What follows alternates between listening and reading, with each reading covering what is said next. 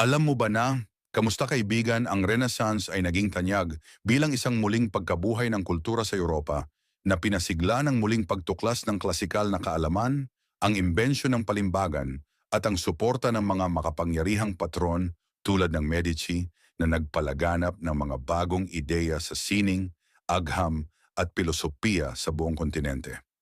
Kung nakaabot ka na dito, huwag mo kalimutang pindutin ang subscribe button. Pag ginawa mo ito ay bibigyan kita ng ₱100 isa lamang ang makakatanggap nito, kaya check mo ang comment section at hanapin ang link sa ibaba. Mag-type ka rin ng first para mabigyan kita ng pera via GCash. Type mo number.